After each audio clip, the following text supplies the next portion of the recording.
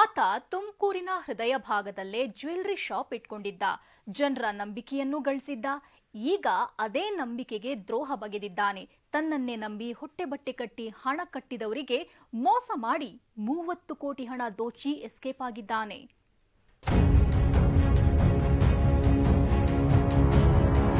ದುಪ್ಪಟ್ಟು ಬಡ್ಡಿ ಆಮಿಷ, 30 ಕೋಟಿ ಹಣ ಗುಳುಂ ಸ್ವಾಹ.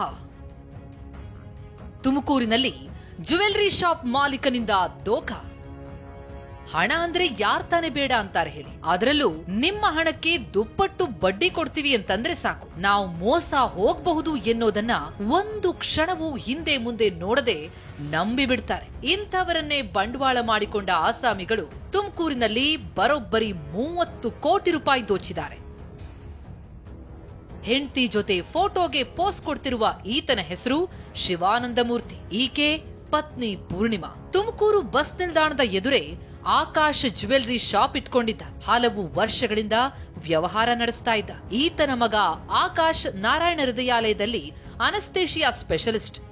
ಮಗ ಕೊಟ್ಟ ಐನಾತಿ ಐಡಿಯಾದಿಂದಲೇ ಶಿವಾನಂದಮೂರ್ತಿ ಇತ್ತೀಚೆಗೆ ಕೋಆಪರೇಟಿವ್ ಸೊಸೈಟಿ ತೆರೆದಿದ್ದ. ದುಪ್ಪಟ್ಟು ಬಡ್ಡಿ ಕೊಡ್ತೀನಿ ಅಂತ 100 ಜನರ ಬಳಿ ಹಣ ಕಟ್ಟಿಸಿಕೊಂಡಿದ್ದ. ಹೀಗೆ ಕಟ್ಟಿಸಿಕೊಂಡ 30 ಕೋಟಿ ಹಣದ ಜೊತೆ ಈಗ ಇಡೀ ಕುಟುಂಬ ಎಸ್ಕೇಪ್ ಆಗಿದೆ. ದುಪ್ಪಟ್ಟು ಬಡ್ಡಿ ಸಿಗುತ್ತೆ ಅಂತ ಆಸೆಯಿಂದ ಹಣ ಕಟ್ಟಿದವರ ಕೈಗೆ ಖಾಲಿ ಚೊಂಬಿಟ್ಟಿದ್ದಾರೆ.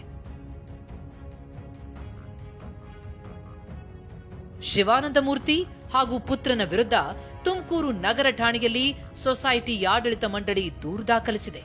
ಆತನಿಗೆ ಯಾರೂ ಹಣ ಕೊಡಬೇಡಿ ಅಂತ ಸೊಸೈಟಿ ನಿರ್ದೇಶಕ ದೊಡ್ಡ ಬಸಪ್ಪ ಮನವಿ ಮಾಡಿದ್ದಾರೆ. ನಾವು ಪೇಪರ್ ಸ್ಟೇಟ್ಮೆಂಟ್ ಕೊಡಬೇಕು ಅನ್ನೋ ಉದ್ದೇಶವಾಗಿ ಮತ್ತು ಅವ್ರ ಹೆಸರುಗಳಲ್ಲಿ ಯಾರೇ ಆಗಲಿ ಹಣ ತೊಡಗಿಸಬಾರ್ದು. ಮತ್ತು ಡೈರೆಕ್ಟ್ರಲ್ಲಿ ಯಾರಾದ್ರೂ ಆಕಾಶ್ ಜ್ಯುವೆಲ್ಲರಿ ಅಂತ ಬಂದರೆ ಯಾರಿಗೂ ಹಣ ಕೊಡಬಾರ್ದು. ಜನಗಳಲ್ಲಿ ಹುಷಾರಾಗಿರಬೇಕು, ಜನರು ಎಚ್ಚೆತ್ತಬೇಕು. ಅದು ಮುಚ್ಕೊಂಡು ಹೋಗಿದೆ. ಸಾರ್ವಜನಿಕರಲ್ಲಿ ನಾವು ಬೇಡ್ಕೊಳ್ತೇವೆ. ಸದ್ಯ ಆರೋಪಿಗಳ ಪತ್ತೆಗೆ ಪೊಲೀಸರು ಬಲೆ ಬೀಸಿದ್ದಾರೆ. ಇವರನ್ನ ನಂಬಿ ಹಣ ಕಟ್ಟಿದವರು ಬಾಯ್ ಬಡ್ಕೊಳ್ತಿದ್ದಾರೆ.